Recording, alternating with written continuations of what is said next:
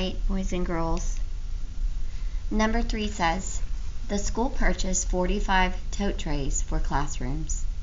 If each tote tray costs $5.47, how much did the school spend on the tote trays?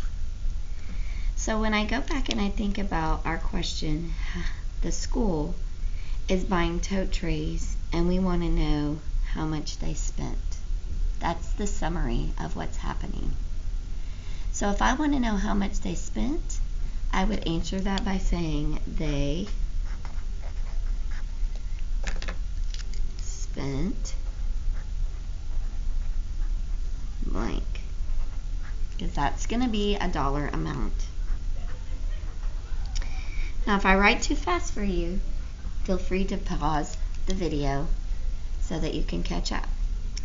So the next thing I'm thinking of is, in order to figure out how much they spent, I need to know the price of the tote trays and how many they bought. So 45 tote trays is what they purchased.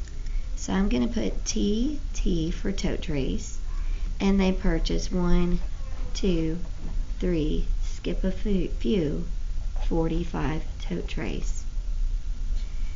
The other information that I know about the tote trays is how much each one costs. Each tray costs $5.47. Excuse me. So we have the first tote tray costing $5.47. We have the second tote tray costing $5.47. And we have the third tote tray costing $5.47. And all of the tote trays are costing $5.47. So now I'm going to think about, well, what is happening?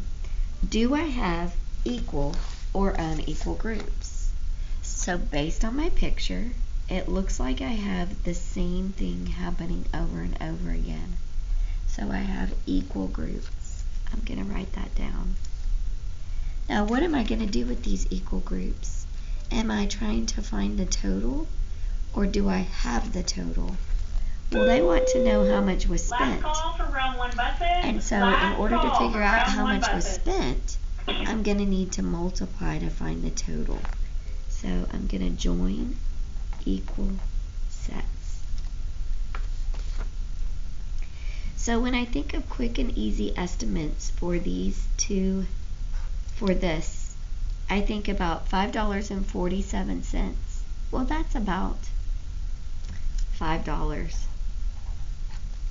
And if we bought about 45 trays, or maybe we bought even close to 50, how much money would that be? That's for you to answer for me. Now what I'm going to do is I'm going to find the exact amount. My expression is going to be how I'm going to find that answer.